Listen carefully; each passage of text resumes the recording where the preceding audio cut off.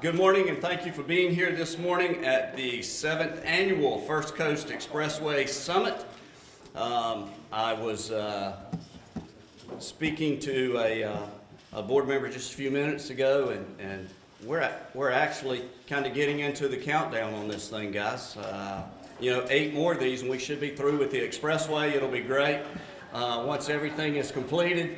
So I did want to mention that. So we are excited about this opportunity. We're excited about the updates. We're excited that we are coming into the home stretch on the expressway and all the great opportunities that this expressway will create for us as a community.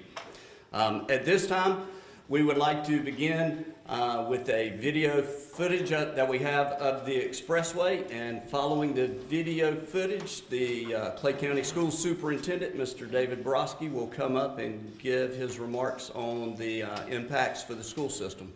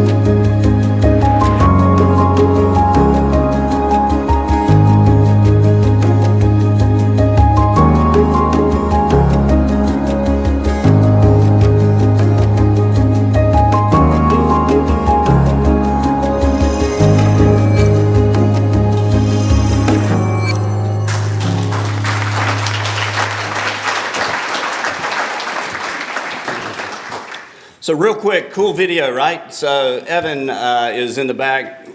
Evan K did the video, the drone footage for us and everything. So thank you for a great job. He does some incredible work, outstanding work, and we're so proud of all the work he does for us and everything he's done for years. So Evan, thank you. We have a great time working with him. So, hey, at this time, if David, I lost you. Where you at, David? David, there you are. If David Broski will please come up and share with us from the school system.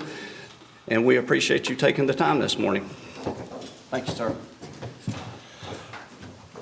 All right, I'm David Broski, Superintendent of Schools. It's my pleasure to be here this morning, talk to you about the impact of the Expressway on the school system. So let me just say, first, I was lamenting at the idea that this is the 7th annual First Coast Expressway Summit. And I remember back when this first started, we would have people within the school system that would say, oh, that's never going to happen. And now look at it, right? And so school systems then have to prepare. We have to have long-range plans, and we also have to have short-range plans also for immediate needs. And that's what I hope to express to you today in about a 10-minute time frame. I don't know if going first is a blessing or a curse. Usually I get stuck right before, as the speaking spot right before lunch, and then I listen to people's stomachs grumble and I think, okay, that's not a good spot to be in the speaking order, so maybe first is a blessing for today's presentation. I'm going to talk a little bit about enrollment data, because if you build a road, there is an A plus B equals C here. If you build a road, that usually means some new homes, which usually means some new students. And then how do we accommodate all of the new students and the impact that they would have? Also going to talk a little bit about the major areas of growth. Going to talk a little bit about projected needs, and then I was also asked to talk about the half-cent sales tax. So let's see if I can operate this. First of all, the picture on the bottom right, one of those guys is running for president, and it ain't me. Okay. So let's just get that straight, okay? I've been in Clay County for a long time. When I started Clay County Schools, there was 22 schools. We're now at 42 schools, going to be 43 coming up. I've had a variety of jobs. Some say I can't keep a job because I've had about every job within the school system to bring me to this point where I am the superintendent of schools. It's a blessing to do so because we have a very high-rated school system. It's an A-rated school system. How many people are parents out there, right? Keep your hand up if you want your child to go to a bad school, right? It doesn't work that way. We're fortunate that we have a good school system. People want to come to Clay County. In fact, within our military communities, it's highly recommended for a variety of reasons, which is why you see so many military families within Clay County and their students attending our schools. 95% graduation rate. You didn't think you were going to have a presentation from the superintendent and you weren't going to hear about this, right? You knew you were going to hear about this if you knew I was speaking. Very proud of our system. It's an A-rated school system, top 10 in every statistical category that DOE can dream up, and they can do a lot of dreaming at the Department of Education. First in civics in the whole state of Florida, very proud of that fact. 95% graduation rate is the highest ever in Clay County history. Okay, we have an excellent school system. That's why people move to Clay County, or at least it's a factor as to why they move to Clay County. So very proud of that. So if you build it, guess what? They will come, right? And they're coming in droves. And that's what we're here to talk about this morning. We do have 42 managed schools right now. The next one opens up in August. That's our Spring Park Elementary School. We're going to hear about that here in a second. We're projecting 25,000 new homes, about 280 million in new stations being developed right now. So it's a lot. There's a lot of building within the school system in order to accommodate the number of homes that are being built and the number of students that we're going to have. It's a 9.8% increase. You know, sometimes people will say to me, like, there's not a lot of growth. And I say, just try to go to a school and you're going to see growth. It goes above the average annual growth rate. That includes the COVID years where there was some slowing down in that. So when you put it all together, what's the translation? This is a rapidly growing county. That's not me saying that. That's the data is saying that. You can see there we're projecting at 24.6, or roughly a quarter of our students. The number of students that we have, we're going to add to our current roll 25%. So just try to think about that within that time frame that you can see there. If you can't see anything in the back, you can see the line going up. And that's all you really need to know, right? A lot of students coming to Clay County schools.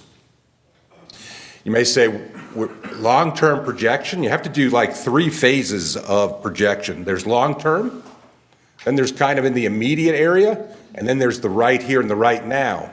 So I hate to say this, but the school system, we look at this and we compare it to hurricanes, right? Everybody's familiar with watching news anchors give you the cone of uncertainty, right? When it's right here and the hurricane's right there, you know. But the further out you go in time, the wider the cone gets, right? So we do long-range projection, which would be the way out cone, that we don't know exactly how that's going to work out 10 years from now, 15 years from now. And then as you bring it closer to where we are now, it becomes more certain as to the growth. So there's a process in place by which we do that. But you can see when we look at areas based on building permits, projected building, you can see that the Lake Asbury area, #1 growth area for us, right? So then we start to analyze what are the schools that are in that area? How do we meet capacity for students that move into those homes?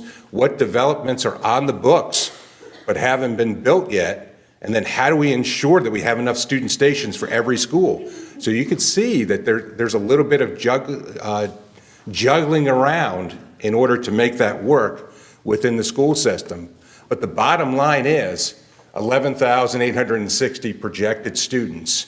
Now keep in mind, those are student-generated stations. So you may say, well, how do you figure that out? We use a historical average. We obviously don't know who moves into the home, right? The Borowski family is actually 10 of us. I'm number 9 out of 10 children. We exceeded the average.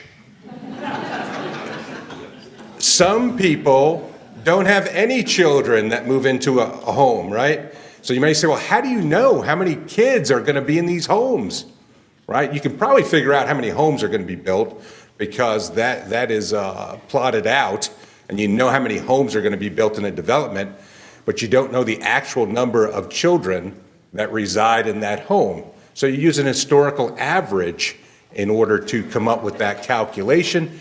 Based on those calculations, that's the number of students we're projecting to come to Clay County schools that we need to be prepared for. Spring Park Elementary opens up on 3/15. How many people have driven by there? Okay, it's a beautiful, beautiful building. It's going to open up early, okay, and on budget and debt free. How about that? How about an amen from the chorus? Okay, so fantastic work by our folks in operations, some of whom are in the back of the room right now.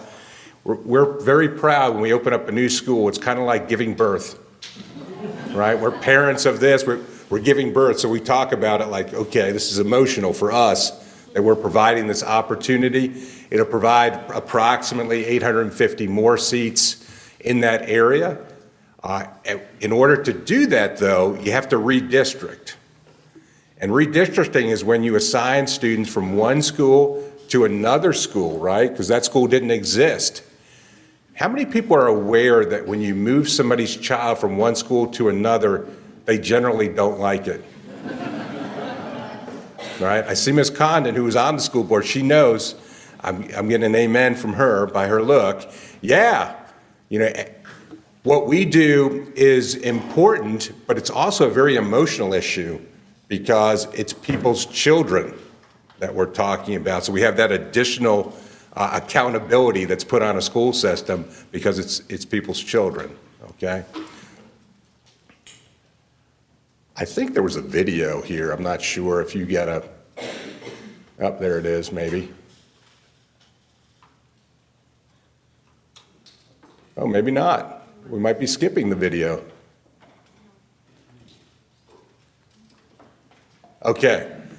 The video is of the principal showing you the school in the front and also talking about how proud she is to open this up. I'm just going to tell you that opening it up and being able to move in there about June 15th gives us plenty of time to prepare. Sometimes in construction, how many people know sometimes it doesn't go according to schedule? And in today's world, I get a big amen for it doesn't go according to time frames. So we're really proud that that project is on time and it kind of exceeds our expectation as far as timing to get ready for next school year. We've already hired the staff for that school from existing staff. Principals like chomping at the bit, ready to go and open up that new school. So let's talk about overall growth. The bigger the house, the more homes are in that little area. So I know it looks like Monopoly, but we try to look for where exactly are these homes being built. So this way we know where our current schools are, where future schools ought to go, and how we would have to redistrict our attendance zones to ensure capacity at every school becomes level so we can maximize the environment for our students. You can see the schools involved: Lake Asbury Elementary, Shadow Lawn, Lake Asbury Junior High, Clay High School. You can see their percentage. You can see that Lake Asbury Elementary needs some relief. It's a big school. It's got a lot of students that go to school at Lake Asbury. We're projecting 7,000 homes using the factor, the historical factor. That's how many students would be derived at the elementary, junior high, and high school levels. You can kind of see from the map where those developments are going in. You can see Saratoga Springs is the biggest monopoly piece at the bottom right. You can see the big house-looking object there. And that kind of gives you a big, broad view of the planning that's being done behind the scenes in order to ensure that we meet the capacity of all of our schools, right? Okay, this is kind of interesting. This is a new feature. This is an artificial intelligence map. Everywhere you see pink is construction that's going on now. It's based off a satellite, and the program actually does an image to see where exactly things are being done. So you could see the lake. This is Lake Asbury. Everywhere that's pink, there's being construction currently going on right this very second when you look at that map.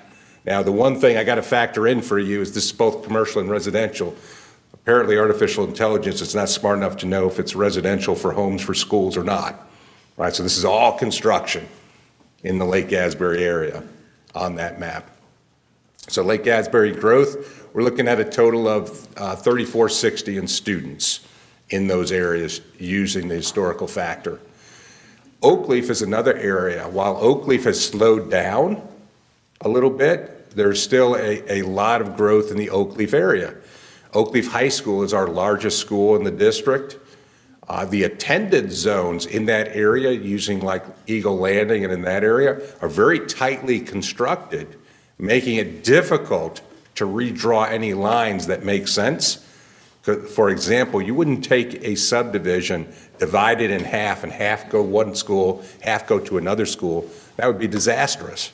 It just so happens that the geographic area is very tightly wound together around those schools, and you could see the potential of 1,950 homes and the corresponding students in the Oakleaf growth area. You can see, anywhere you see pink is construction currently going on by satellite using artificial intelligence in the Oakleaf area. Oakleaf overall growth, you see total of 750 students in growth there. But I would also add to that, when you go to the longest school zone in America, which is when you go down, I always laugh because I always hit it at the same time. As soon as you hit Discovery Oaks, and then you hit the roundabout, and then you go around, then you hit another school. There's 5 schools all in that one area of Oakleaf. They're all at or close to capacity, right? So that leaves us with some planning to how to eliminate that as we move forward, and we do have a plan to do that, and I'll show you that in a minute. So Middleburg is another area. You can see Tynes Elementary, Middleburg Elementary, Middleburg High School. You see the 102% on Middleburg High School. Part of that capacity rate is off of cafeteria size. When you calculate that, like, can you actually feed the students? You can have all the buildings you want. If your cafeteria is not big enough, you can't house those students there because you have to feed them. Parents get upset if you don't feed them. So you have to feed them. So this summer, we have an expansion of Middleburg High School's cafeteria project to increase capacity there at Middleburg High School in order to provide some relief in that area. Again, this is Middleburg. The Middleburg area, you can see every place that you see pink, there's construction going on. I hope you see a theme. No matter what picture I show you, you see pink, right? And that's because we're having so much construction occur. So we're talking about 900 students in that area, in Middleburg. The Green Cove Springs area also exploding. You could see Spring Park Elementary, Charles E. Bennett, Green Cove Junior, Clay High School. You're looking at about 13,800 homes in that area with Governor's Park, et cetera. And those are the corresponding number of students that would go with those homes. Saratoga Springs, you can see we're planning on opening up a high school in Saratoga Springs, looking at 2030. Keep in mind the cone of uncertainty, right? The longer you start going out, the more it becomes difficult to project. But you could see also a K-8 in that area. Governor's Park, you can see we're also planning 2 K-8 schools and a high school eventually in that area. Again, we're talking long-range stuff now. Like, we're looking at the developments that are on the books now, potential of homes, and then calculating when we would have to build the school.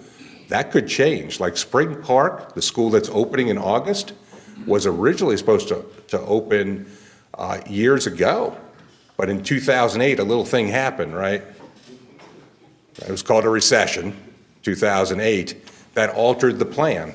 So while I talk to you with great certainty and you're looking at slides saying, oh my goodness, we're building this, we're doing that, that's dependent on what happens in the next 10 years, right? It's a long-range projection. So there you can see 6750, the total number of students in that area in a long-range projection scenario. So let's talk about right now. What are our immediate needs? You can see one of the areas or one of the ways that we can eliminate some of the capacity issues in the Oakleaf area is by building wings, classroom addition wings for permanent space. One of the things that we're going to work hard on is getting rid of portable classrooms that are out there as we build more permanent structures across our district. You can see there's a plan for an addition at Oakleaf Junior, Lake Asbury Junior, Rideout Elementary. All of those are kind of like, I call it 2027 as immediate, right? Because by the time you actually start the construction process and get there, you're looking at pretty much an immediate need in terms of time frame goes. Then you can see the high school. Notice the price tag on the high school. $150 million to build a high school. Currently, there's high schools being built now for $130, $140 million across the state. It ain't cheap, is what I'm trying to point out to you, okay? And you can see you have to plan for all of that growth and how it'll impact us financially and how we pay for that. We've been fortunate that through a variety of sources, we paid for our last 2 schools debt-free. As you have more and more immediate needs, you can't do that because the revenue sources don't catch up to the needs and the finances that you need to make that happen, right? And that's kind of where we are right now at that minute. In other words, we spent all of our savings account. Now we have to project forward and make some difficult decisions. Last thing I was going to talk about is the half-cent sales tax. I was asked to give an update on that. The half-cent sales tax was a blessing that enabled us to deal with some deferred maintenance issues.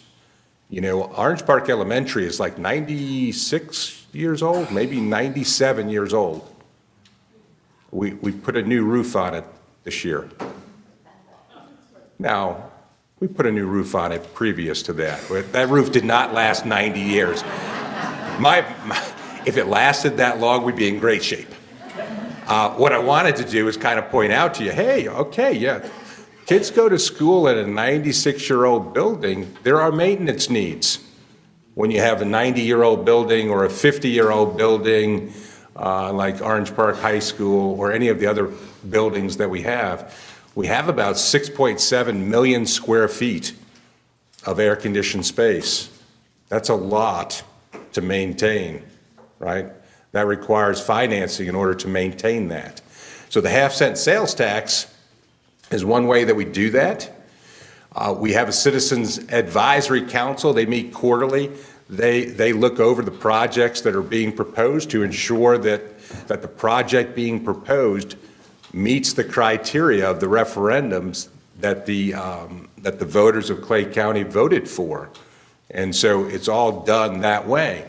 Now, I got to tell you, when you look at the projected amount, it's 16.3 million for this year would be that amount.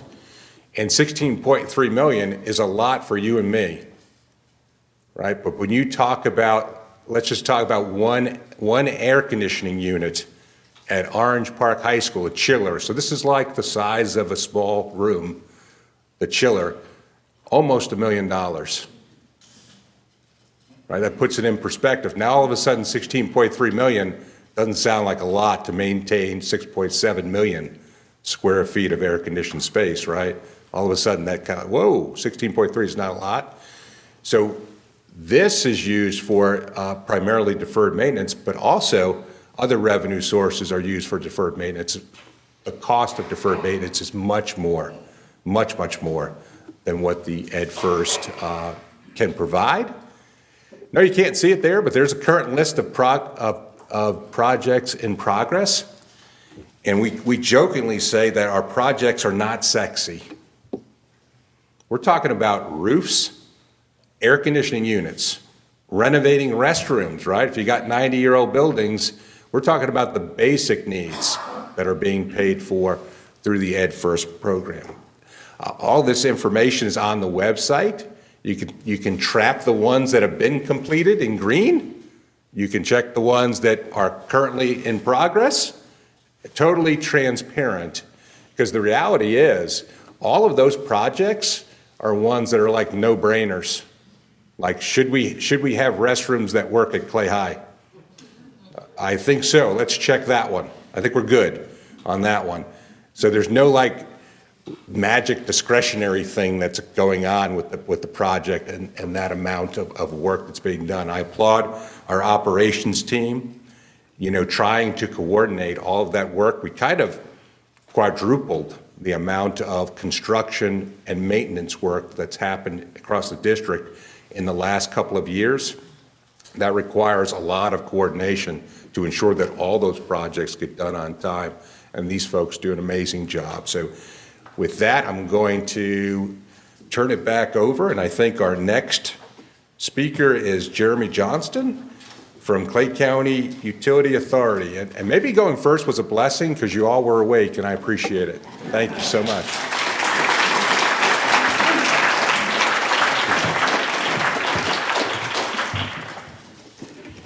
In business school, they told us that was first mover advantage, so I have a tough act to follow here. My name is Jeremy Johnston. I serve as the Executive Director for the Clay County Utility Authority.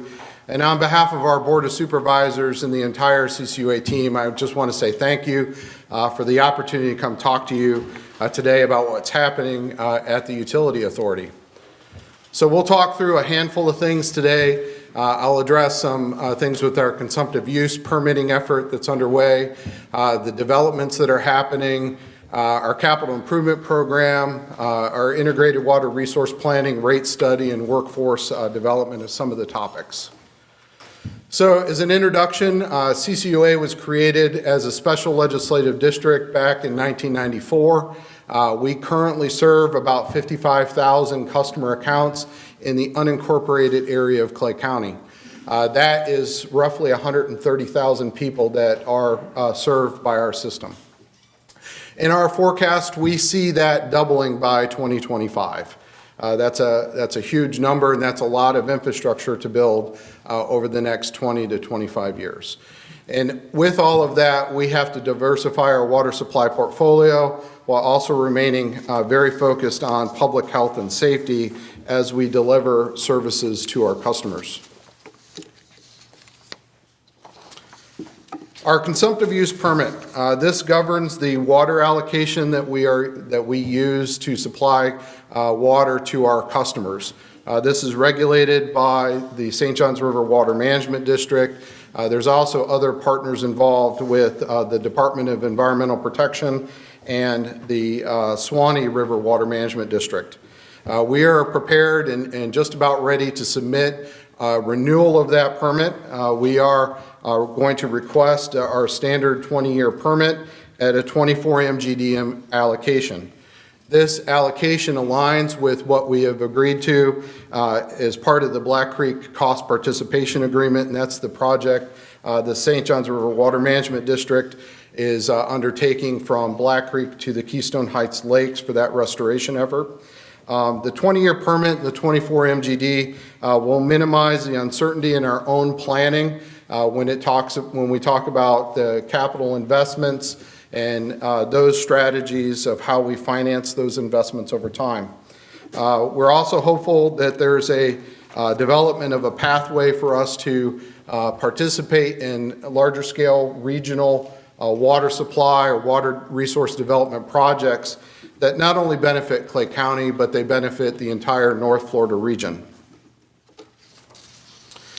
A little bit more about our consumptive use allocation, because there's been some questions there that I know I've fielded. We have roughly about 34 MGD currently in our allocation, and that is because the permit's 20 years old. It was developed using old standards and prior to the implementation of a lot of the high efficiency equipment that you see in homes today. Also, back 20 years ago, CCUA had quarterly billing and before a tiered rate structure, so they weren't the economic signals that was sent to customers. Now today, most homes have high efficiency equipment that is common throughout their facilities. CCUA, we do bill monthly on customer water uses, and we have a tiered rate structure, so there is an incentive that is sent, a signal that is sent to the customers based upon water use. And because of the current reference points that I mentioned, that increases our confidence in the 24 MGD number that we're requesting in our permit renewal. So what have we been doing to address the various different regulations and provide long-term sustainability for water supplies? As I mentioned, we have worked with the St. Johns River Water Management District and are contributing financially to the Black Creek project. We work with the North Florida Water Supply Planning. We actually had a great meeting with the Water Management District yesterday on the water supply plan, talking through our integrated water resource plan, and I'll talk a little bit later. We work with other utilities for opportunities there, and we've also been working on phased implementation of various different alternative water supply projects, and there's a few of them that are on this particular slide here. We've done our own geophysical investigations of the aquifer in the Clay County area. We've done our own integrated water resource plan that was approved by the board last fall. We're continuing to develop alternative water supply options. We have a potable reuse pilot project that's under construction at our Mid-Clay facility, and that will become operational this fall. One of the things we're really looking forward to with this pilot project is there's going to be an education facility at that building. So we'll invite people to come see the equipment. There'll be an education component to it. Nothing's hidden there. Everyone can see what we're doing, the treatment process, and yes, you can even drink the water from that facility. Next, development is happening now. This is not something that is in the future. When you look at our service area, which is the unincorporated area of Clay County, this is just a sample of the various areas of development that either already have developer agreements or developer agreements that are currently being negotiated. The goldish color there are large tracts of land where we have been doing some master planning and evaluation for what we think the population and commercial businesses that will be in those particular properties. Our short-term calculations have us delivering about 14 million gallons a day. It's over 14 million gallons a day on a short-term horizon, and that's within 5 years. And so the water use and the population is something that we track and analyze on a very regular basis. Now, our capital improvement program, the graph there indicates our spending trends, and as you can see, in the short-term horizon there, we are on track to be spending about $250 million in capital infrastructure. And here is just a sample of some of the projects that are currently underway, and this is not even an exhaustive list, because I realize I left Saratoga Springs off of that, and that's nearly complete. One of the ones that I'll highlight is the Peters Creek facility and the Governor's Park facilities. Those contracts are signed, and the work and removing the gopher tortoises and those efforts are underway. And those are going to be the biggest and most expensive projects that CCUA has undertaken. And as Superintendent Brodsky had pointed out, the cost of these projects have been escalating. And I want to acknowledge the work of the CCUA team because we were surprised by the bids on the Peters Creek facility. But they did a great job of looking across the state and also negotiating some voluntary reductions. And so when you look across the state, you're talking about roughly $40 per gallon of treatment. And so when you're talking a facility that's 1 or 2 million gallons of treatment, those are some significant costs. And they were able to negotiate the deal down for the Peters Creek facility down to $37 per gallon of treatment. So they did a great job representing Clay County, CCUA, and negotiating a great deal. Some other examples of what we're doing to sustain the environment and support the community. CCUA is in the midst of a massive transition in our information systems. This will empower customers with more real-time data. You'll be able to log in, see your own water use, set your own alarms, etc. This will empower customers to better manage their own water use and see it in real time. And as I pointed out, we continue the development of alternative water supplies. I had pointed out the potable reuse project. We just completed a study with regard to the stormwater harvesting pilot project that we had on State Road 23. And then that gave us some information. We're going to have to pivot a bit on stormwater harvesting, but we're doing it based upon real scientific data from that pilot analysis. Some of the graphics here are from our integrated water resource plan. We were looking at various different water supply portfolios, how to diversify our water supply planning efforts, and we did come up with recommended hybrid solutions for that portfolio, and we're working through that particular process. And out of that, one of the key elements is looking at participation in regional water resource development projects with our statewide partners to benefit, again, Clay County and the larger North Florida region. Here's another graphic that is related to our IWRP, our Integrated Water Resource Plan. One of the elements that came out of this was the emphasis on demand-side management, which I had previously mentioned, and the alternative water supply options. What was unique in our IWRP is our consultants, the CDM Smith team, were working with us to develop particular triggers based upon the population growth as it occurs over time. So if we have a high growth pattern, there'll be triggers of when we need to initiate certain capital investments, technology investments. If we have a lower growth pattern, we can stay the course and wait until those opportunities present themselves or when those needs present themselves. So we do have a very versatile, flexible path forward in our adopted IWRP. Next, I'll get to the money part, right? The rate study. CCUA is in the midst of the rate study with the CDM Smith team. We've had a number of meetings or presentations to our Board of Supervisors regard to the rate structures, how do we approach setting rates, et cetera. One of the things that came out of the discussions with the board is equity in rates, meaning $1 per gallon is $1 per gallon. And so that's one of the things that we're going to focus on in the coming years. But I also note here, we did recommend to the board to hold off on it and pursuing these in any type of public rate hearing or public discussions until after we're done with the information system transition, just because of depth of bench and our human resource capabilities. We just don't have the staff to do both the public outreach on the the rate transitions and then also do the ERP effort. So that'll be coming probably next fiscal year.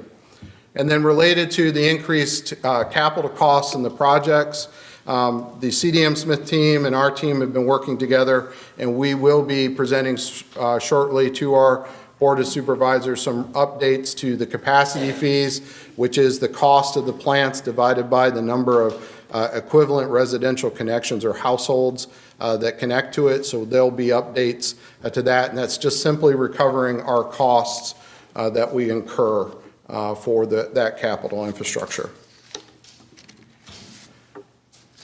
And lastly, I'll talk a little bit about workforce development. I'll start with the high school internship program, and I do want to acknowledge the great support and work with Superintendent Broski and the Clay County School District. One of the things that's unique in the water and wastewater industry, you have more people leaving the industry than coming into it. There was this idea of trying to recruit out of state. We took a different approach. Let's grow our own right here in Clay County. We have a great school district, great technical programs. Why not leverage those? And we've been very successful in doing that. We have roughly 6 operators now that have come through our high school internship program and are now part of the CCUA team. So we see that as a future avenue to develop our technically skilled, licensed workforce for the future. Now, it's one thing to develop that workforce, but we also want to retain that workforce because I think everyone in this room has experienced workforce challenges. And I know I don't want to spend time training all of these folks and then have them leave to go work somewhere else. So clearly we have to have that training and professional development program, and our board approved that program last year.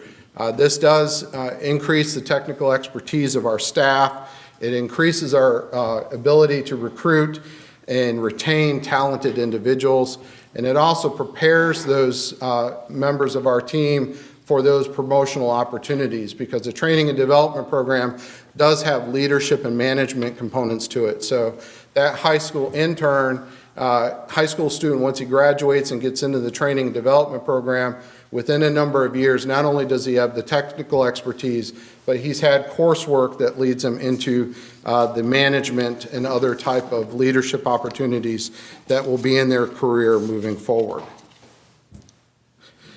And with that, that concludes my presentation, and I think we're holding questions to the end. So I'm going to introduce our next speaker, which is Mr. Taylor Abernathy with the County Engineering Department.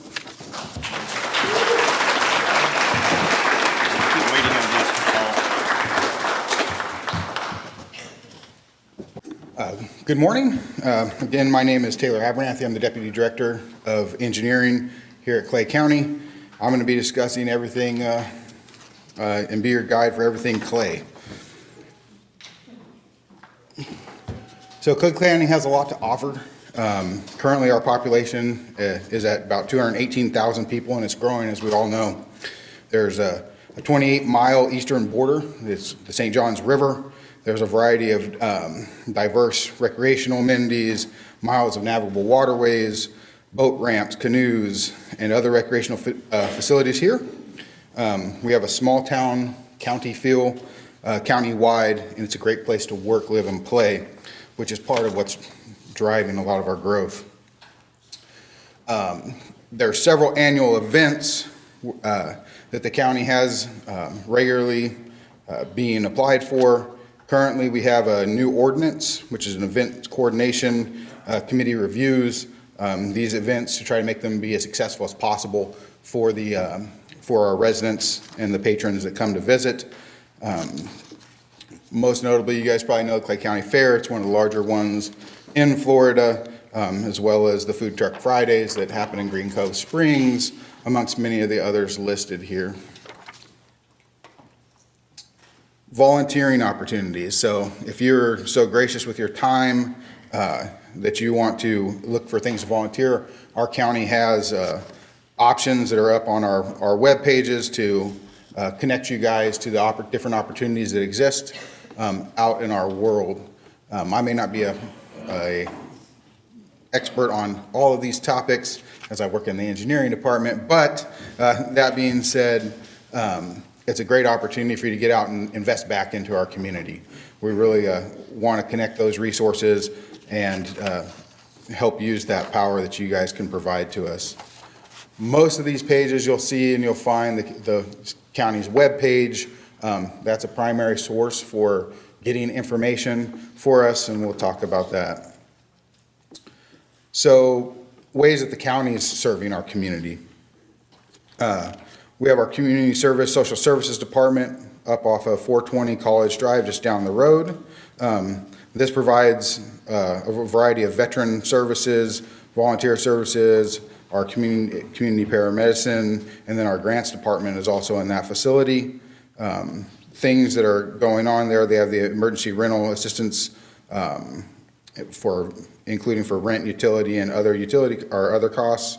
For households, we have our CDBG program for repairs, and then vulnerable residents programs where we've been assisting over 248 residents with disabilities.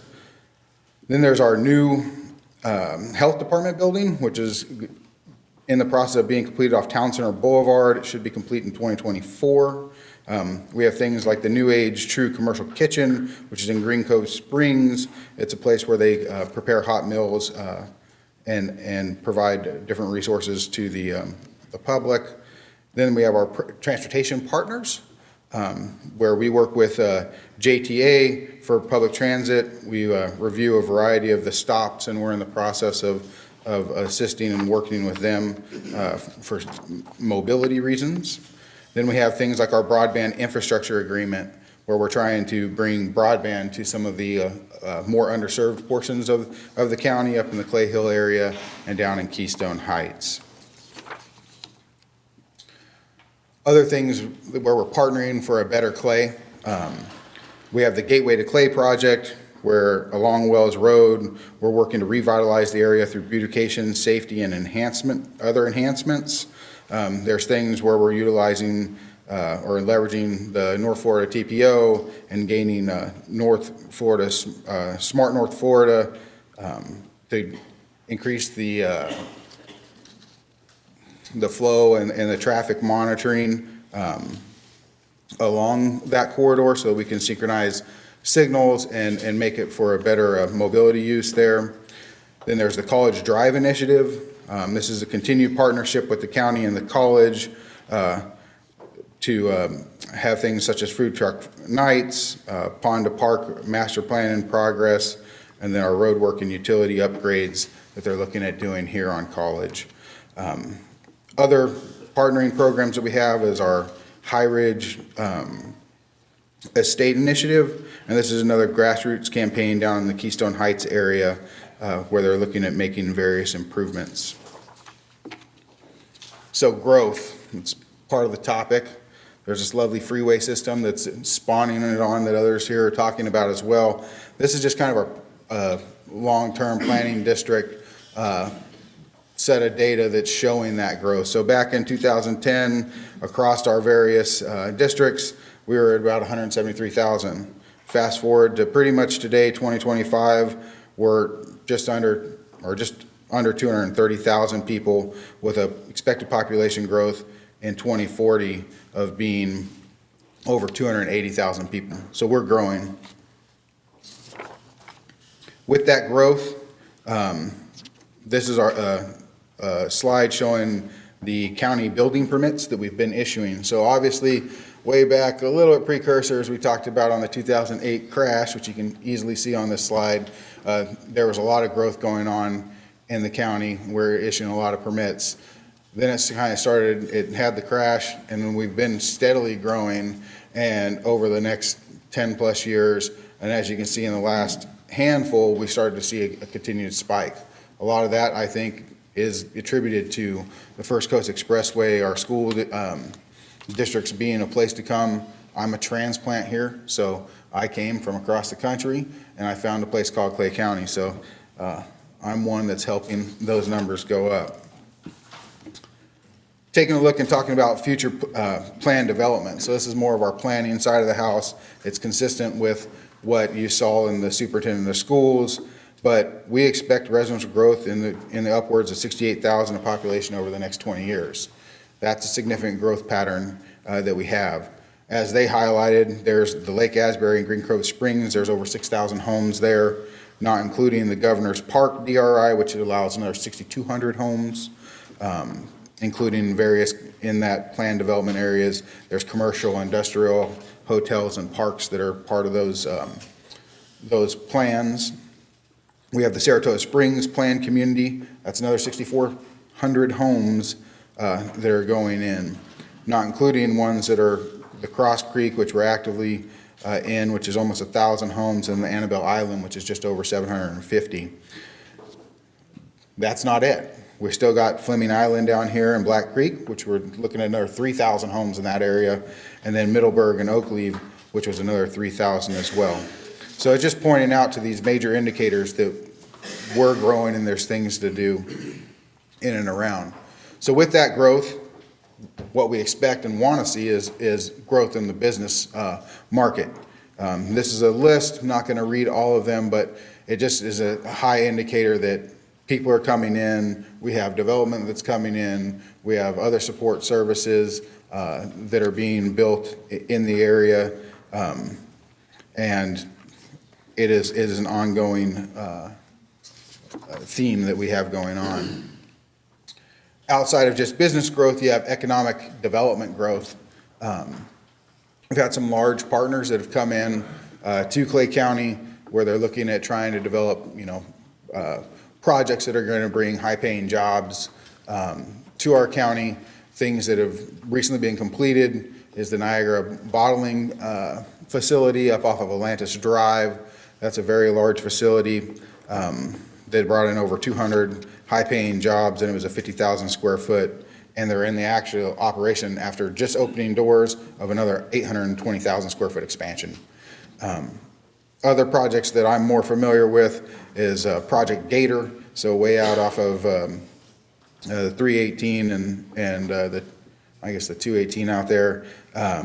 There's a potential partnership that's growing for a $225 million investment. This should bring another 80 high-paying jobs to our area. Amongst the various others, we are seeing just continued growth and partnership opportunities, and we're trying to bring them here into Clay as well. The school districts did a mighty job in their presentation describing all of the different things that were going on in their area. We just want to mention them as a partner of ours, that we work together seamlessly with the 315 school that is being built. We've had various road improvements and a traffic signal intersection that's in the process of being built as part of those projects, and we're working with our partners to help these things come together seamlessly. The First Coast Expressway, again, just another one. FDOT and some of the others will be here to speak on behalf of these projects after us, so I won't take any of their thunder, but they're a great partner of ours, and it is leading to a lot of the reasons why we're having growth and development here in Clay County. So getting into a few more specifics, probably things that I'm a little bit more a part of directly. There's a lot of up and coming things in Clay. These are projects that the county has directly being worked on. They range from facility projects to road capital projects and things like our parks. But if you didn't know, Clay County is almost at the point of opening a gun range that we've been building over off of County Road 215. Our facilities group has been managing that. We just broke ground on the regional sports complex out over off of the SR 21 and Highway 17. That is anticipated to be completed by the end of this year. And it's a first part in a very large regional complex that we'll have to attract others and other venues to come and see Clay. We have Clay County Jail, major renovations. I personally have been involved with the road resurfacing program. There's been $14 million worth of investment into our road systems. Most notably this last year and the current year that we're in, we've done about $7.5 million. We projected to do $7.5 million at the end of it. We're more than halfway into that. So as you see the road construction on your local streets, that's us out there trying to build a better network for you guys to be able to get around. The new fire rescue facility. So it's a state-of-the-art facility. It has a burn building that's going on. We have a new animal services building that is being developed at the moment. It's a 3,200 square feet. It's over off of County Road 220. It's just down the street from us here. Then we have a new building department project. Right now, we're estimating a 40,000-ish square foot building directly adjacent to the facility of 477 Houston Street where the administration building is today. That's in the budgeting process, so we don't have budget dollars for that. Then there's Neptune Park improvements, there's pickleball courts, there's Walter Odom Eagle Harbor Soccer Complex and various drainage improvements, and there's finally another park improvement at Ronnie Van Zant where we're doing some erosion and stabilization around the ponds that we have going on there. This is not an exhaustive list either. I'd hate to read as many things that's on here, but there's a lot going on for us, and we're trying to navigate those things with the resources that we have here. You can't read this slide. It's more intended to be a pictorial of all the road projects that we have. This includes county, state, and our bond and transportation program. We have earthwork being moved everywhere across this county. If you guys drive, you can't drive without seeing someone and something that is going on along our 220 corridor. I think we have 11 different projects that we're working on, not including things where costs have been going up over the years, and we're looking at trying to do a piecemealed approach to some of these improvements to still be able to get mobility and things moving forward just because costs have escalated. Our bond and transportation program, it's a very large program that we have going on. I think my next slide ties into that one. The bond and transportation program here, there's 7 projects. It's a central part of the county, and this is critical infrastructure to get more east and west corridors across. It's a major benefit to the public because it's going to increase our public safety, our traffic flow, increases the number of travel lanes that we have. It's going to alleviate congestion on our roadways. We have a lot of 2-lane roadways, and we're trying to make some improvements there so that as we connect these developments that we can get people in and around and possibly to the First Coast Expressway is a big driver for this so that we can get them to be able to move around our county and to some of these other facilities. Our bond transportation program dashboard, again, like I mentioned before, at the bottom of these things, there's a lot of information. You can get everything through our county's webpage. This is a great interactive map. It's real-time, as close to real-time data as you can get. It really gives you interaction. You can read down to details, how far they are in progress and process within it. So it's a great tool if you're looking specifically for bond and transportation information. It would be a place that I'd recommend you to go. Then with that, there's a couple other major things that our engineering group is working on, and a lot of it's master planning.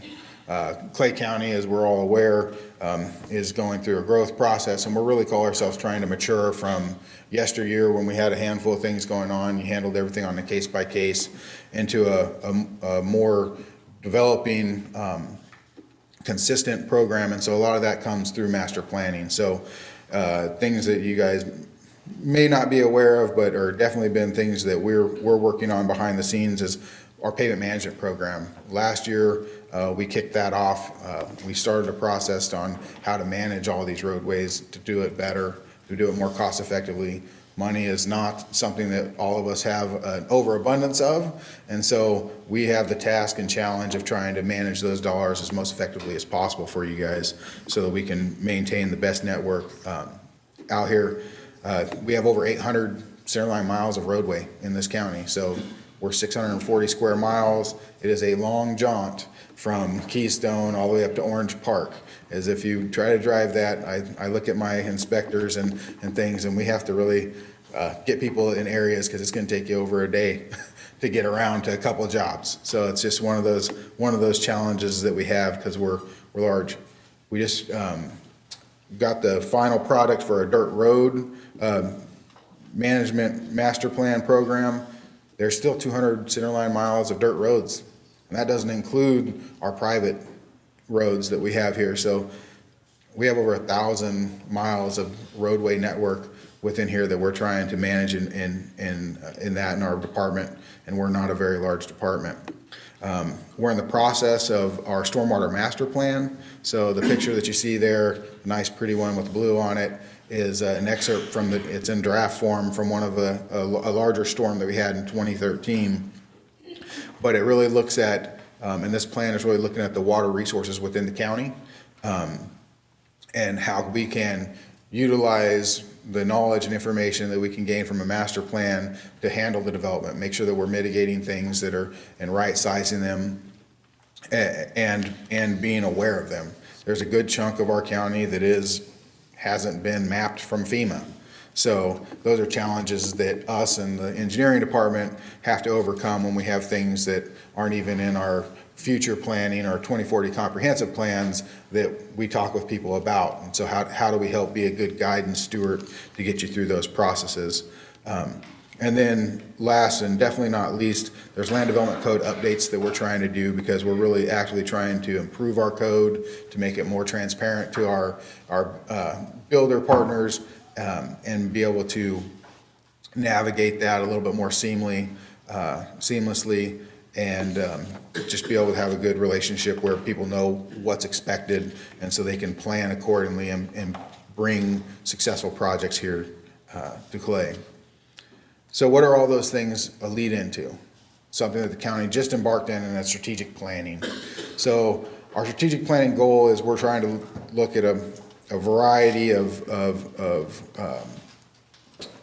different partners and getting a variety of different perspectives to hone what this future is going to look like for Clay County.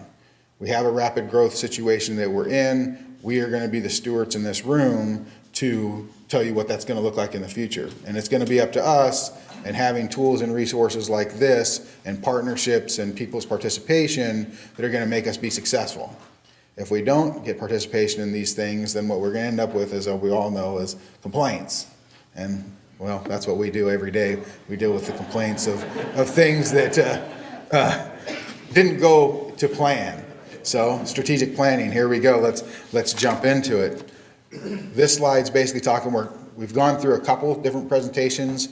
There's six different areas in the county that we're doing. They're up and coming. So please do jump in and participate within this process. You get to choose what it looks like. That's really, at the end of the day, that's a message. We're going to give people from the engineering side the best resources that we can to try to help mitigate those things, to help build a vision. We're going to do that, but it's everybody that's got to participate. And if you don't, well, you will get left behind. We will come up with a plan. And at the end of this, I think it was a year on a different slide that I cut out. They're gonna start putting that together. So how you get there, again, you can go to our webpage. If you go over to government, boards of county commissioners, and / the strategic plan, go in there. It already has a strategic plan survey that you can participate in. But that's a goal that our county managers had and is actively implementing right now to help put together a better vision of what Clay will be in the future. And we'll just end it on this one, 'cause we're not gonna take questions at this moment, but staying connected in Clay. You guys are the movers and shakers in our world. You're our partners and associates that we all try to work together with, but getting good information, knowing where to get it is 90% of it. Being able to point people in the right spots is one of the things that I spend a bit of my time trying to do as an engineer, is help people get to the right resources so that the misinformation of who somebody saw something once, it happened, we can do that. So we have things like our Clay Connected app. It's on Apple, it's on Android, but you can download it, you can ask questions there. If you go to our webpage, we have things like chat box, where you can get immediate boilerplate answers to the standard, regular, and routine things, but you can also get onto our webpage and ask a variety of questions that are there. It'll get to someone of us, and we'll try to get back to you with an appropriate response.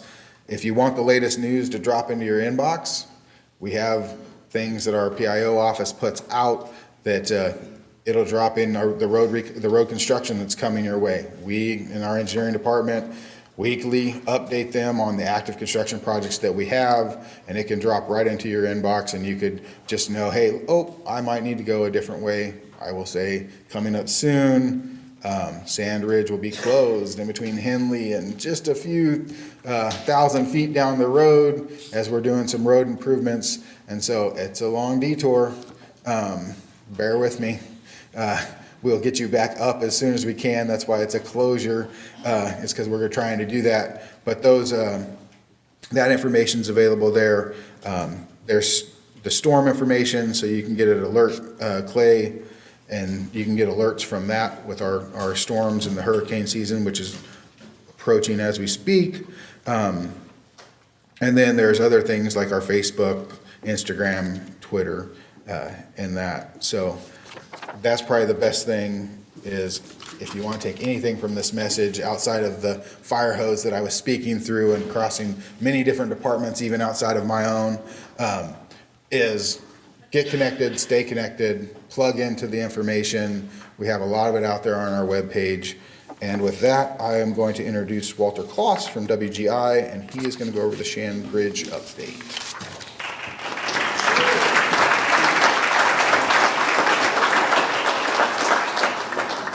Good morning. As mentioned, I'm Walter Kloss with WGI. It's very exciting to see that so many of you came out here this morning to listen to a bunch of engineers.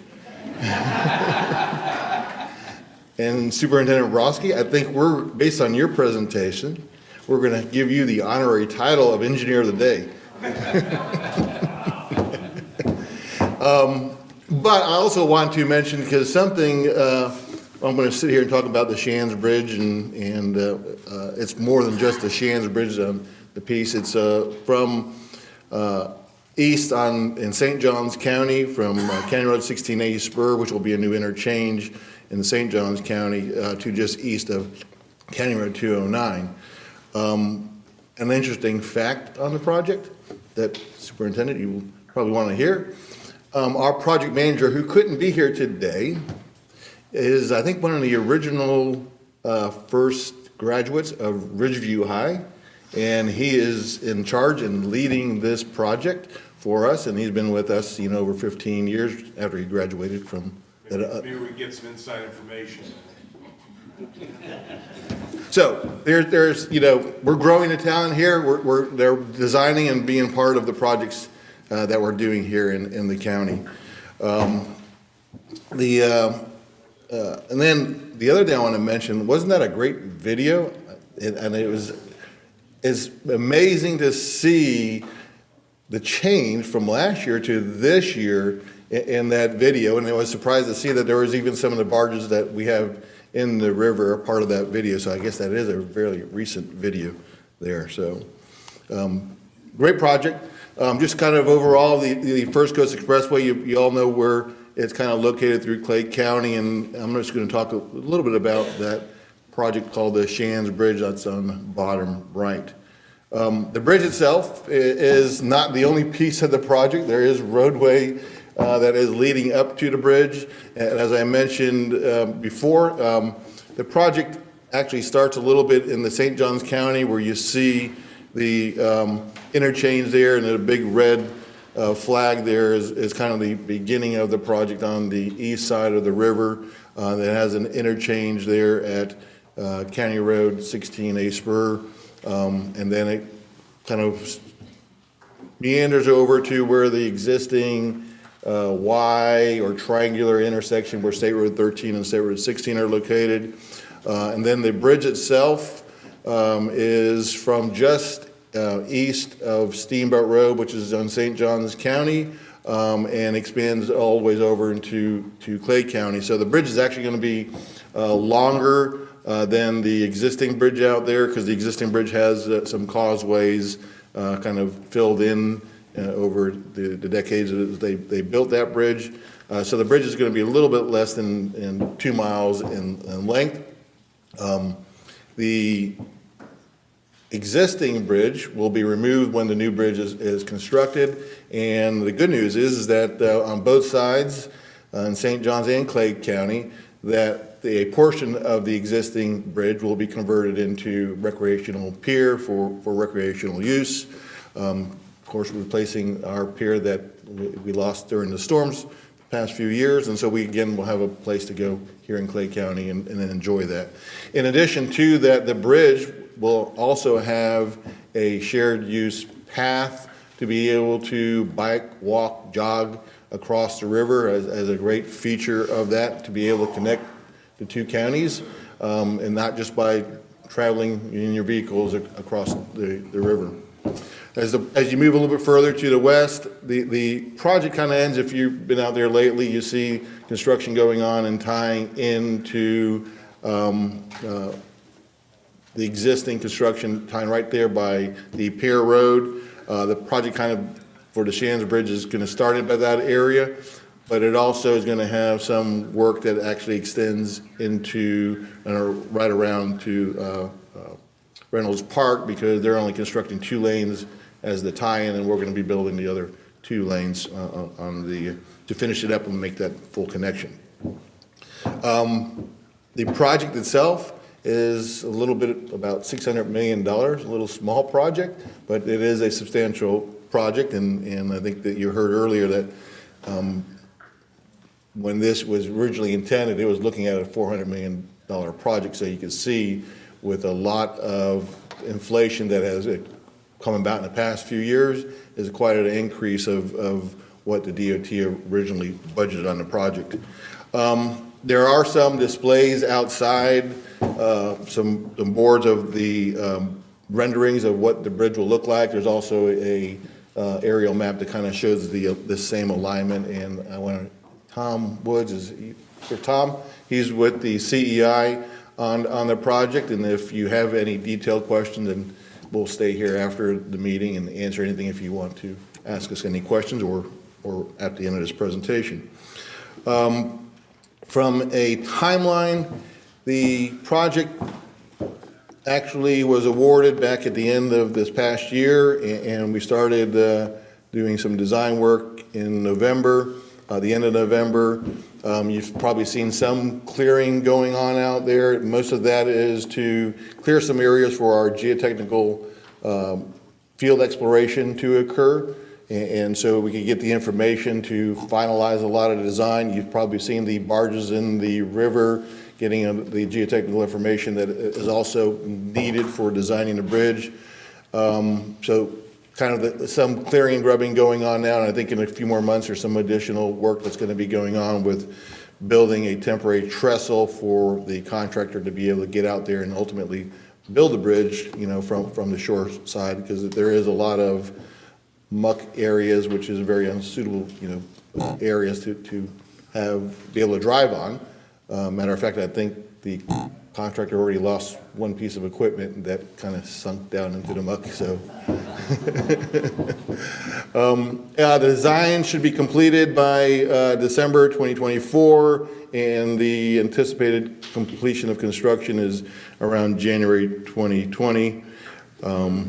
So, pardon? Sorry, 2030, yeah. So there's a few renderings here of what the bridge will look like, because I think everybody's excited about the bridge. The main channel will be wider and higher in elevation, 65 feet, to provide additional vertical clearance, which is a great thing for not only Clay County and Green Cove Springs, but also Palatka, and being able to, for any additional cargo that needs to be transported around in our region. We're utilizing, it was kind of innovative on the bridge. We've eliminated a lot of the in-water footers, which you'll see right here, to more very large piles that are going to be driven in there that will help actually reduce some of the cost on the project, as well as will help expedite the construction of it. But there will be waterline footings that you see here in the high-rise portion going over the main channel. And that will be kind of a view of a very beautiful bridge upon completion along the main channel. Again, there will be a pathway along the bridge to bike, walk, jog. You get a lot of people that like to cross the river, and there's going to be a beautiful view from out there. So I didn't have very much more to present, and I'll turn it over to DOT, Sarah Pleasant, to talk, I guess, about the rest of the First Coast Expressway. Thank you.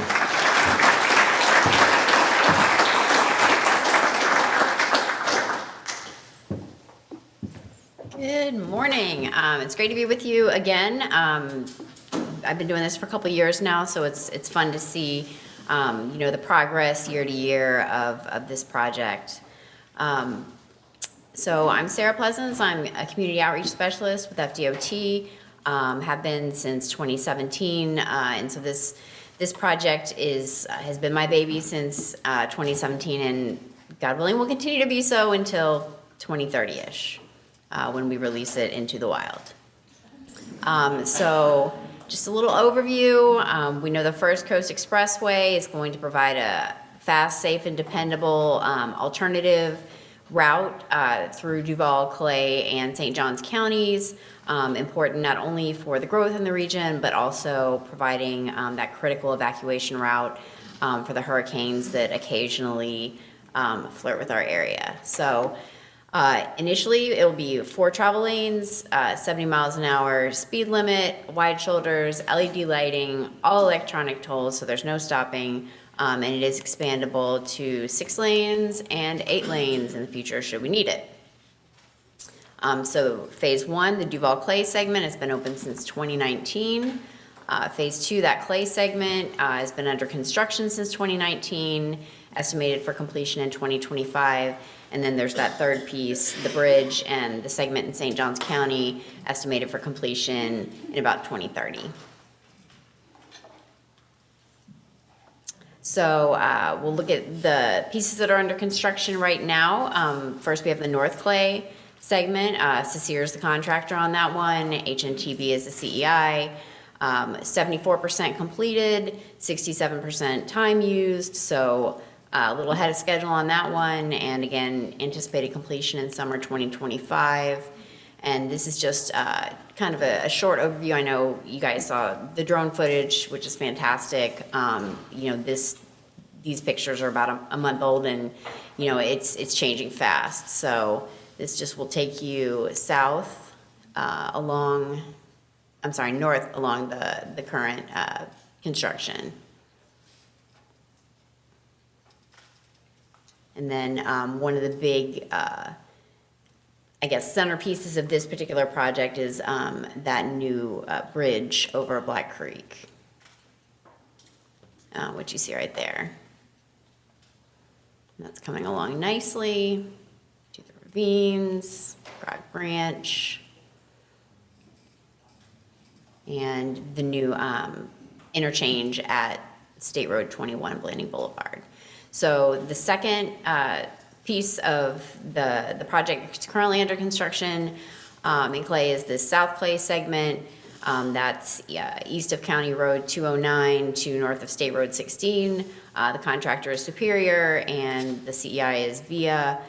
This one is even more ahead of schedule, which is fantastic. So 87% completion versus 70% time used, and we're looking at spring 2025 for completion on this project. And so we'll just take you through a couple of these shots. I don't want to spend too long on them because I know you guys saw the drone footage. There's that DDI at State Road 16. We love a diverging diamond interchange. And Governor's Park, 17 interchange, bridge over the railroad. There's the Bayard Conservation Area, and that's getting close to the bridge project that just got started. And so that is what Walter just spoke to you about, the St. John's River crossing, replacing the Shands Bridge.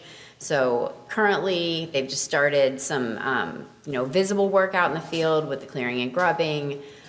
So we had our construction open house on Tuesday this week, just to let people know, hey, we're starting, this is what you're gonna see. Had a great turnout for that. We had about 165 people in person and another 70 online. So we've gotten a lot of interest in that. I'm sure we'll continue to over the next weeks and months. So construction getting started, completion 2030, geotechnical work, final design work, permitting, utility relocation, and clearing and grubbing going on. So it's a 9,300-foot bridge. That 65-foot vertical clearance is an improvement for marine commerce in the region. Nice wide shoulders, median barrier wall, lighting, and then demolition of 5,100 linear feet of old bridge, leaving those pieces on the end for the recreation area and piers. So there's just a typical section. You can see the travel lanes, the shoulders, and the shared use path. There's another rendering. And the shared use path, I don't know if anybody's been over the Fuller Warren shared use path yet. That just opened about a month, 6 weeks ago. And that's been a long time coming, but it's fantastic. It's gotten a great response from the community. So this is gonna be awesome for if you ride your bike like I do, or you don't wanna walk, run, or just kind of stroll out there and get a nice picture with a view of the river. So that's gonna be a really nice amenity for the community with this bridge. And then we have a rendering of one of the piers, parking, lighting, some sidewalks. So that'll, again, will be a nice asset for the community on both the Clay and St. Johns sides. And then we have our final piece into St. Johns County, connecting to I-95 with interchanges at County Road 16A and then County Road 2209 in St. Johns County. Construction start date is still being determined. As has been discussed, there are some, budget increases, everything costs more. And so they're kind of looking at how they want to let this segment. So construction is still to be determined in the next year or two for sure. And then looking at completing it around the same time as the bridge, so everything is open and ready to go. So they're working on geotechnical design and permitting for this piece. And there's the interchange at County Road 2209, St. John's Parkway.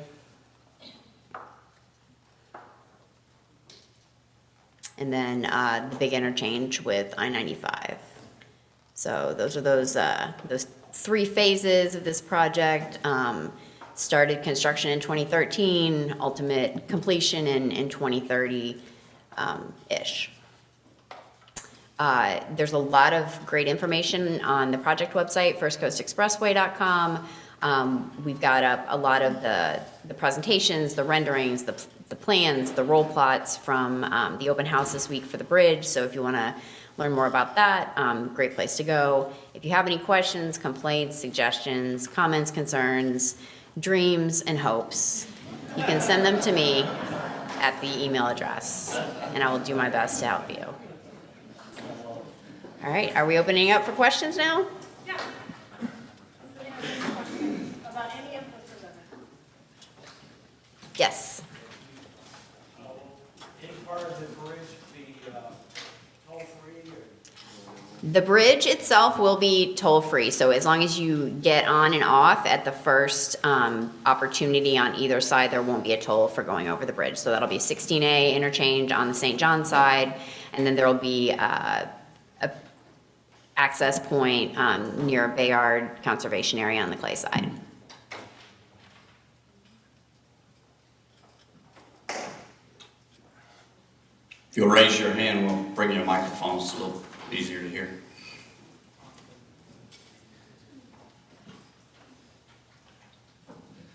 Quick question. I've heard the issue being raised that with the growth of electronic vehicles, there is a tremendous amount of weight added to the roads and in particular bridge. Is that being, obviously it's being taken into account, but how has that impacted cost? Because now you have to facilitate increased weight of vehicles, especially the truck traffic that's going to use the expressway. That sounds like a good question for Tom Woods. I'm the non-engineer.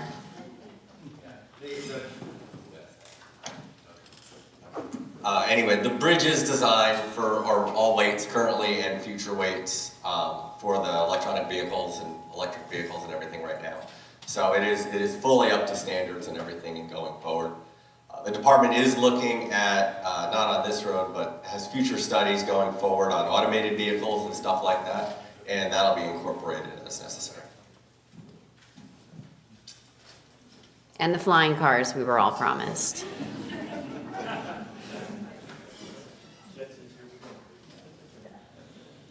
Anybody else? Questions?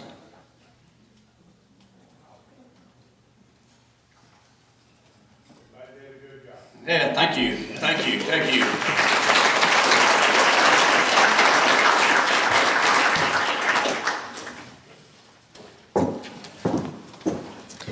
Well, I don't know about you, but I'm tired just hearing about all the work that has been going on. And I know that I'm the last thing standing between you and going back to do more of that work, so I won't take much more of your time. But I am Betsy Condon. I am one of 5 of the Board of County Commissioners. I saw several of my other fellow commissioners here earlier.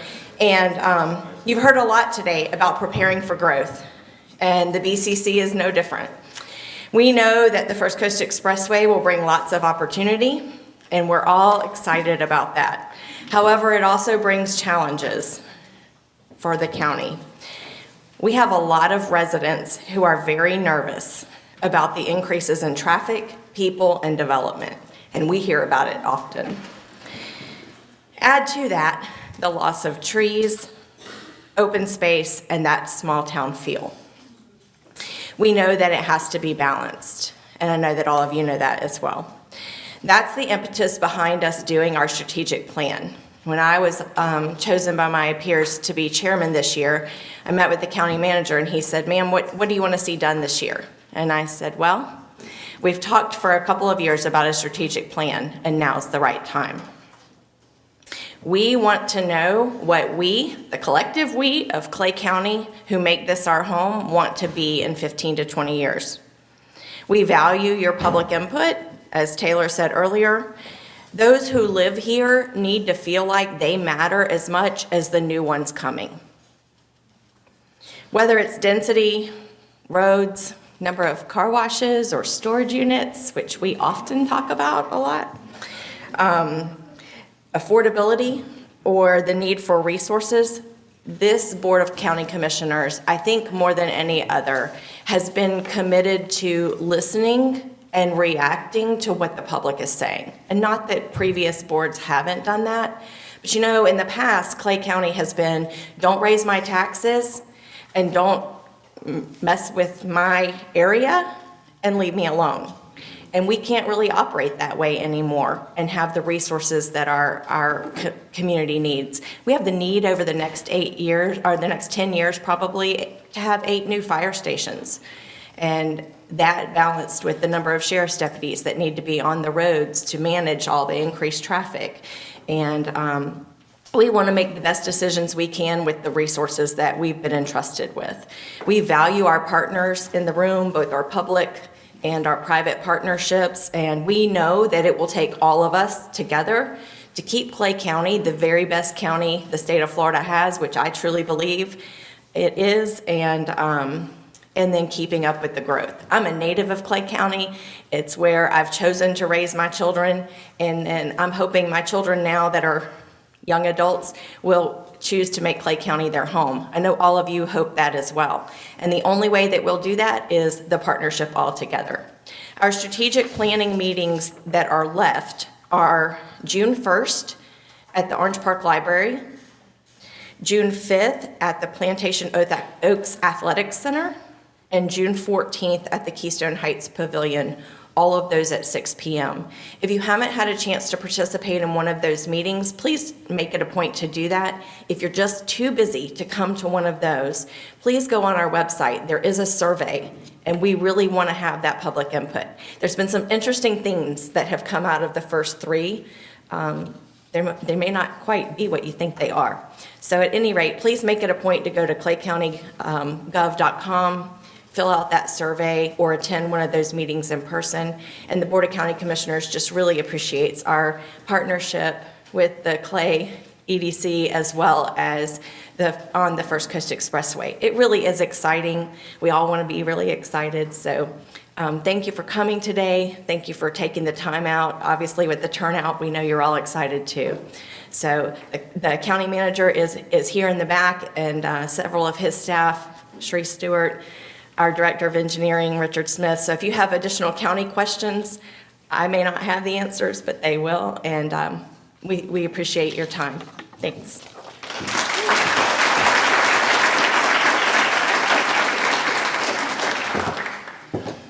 Hey, thank you again so much for attending this morning. I want to give a big thank you to Laura for coordinating so much of this and making this happen. A great job, as always, Laura.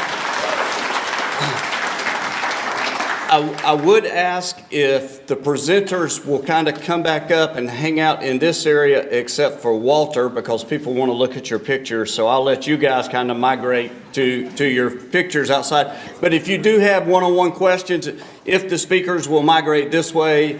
And with that, thank you very much, and you are adjourned.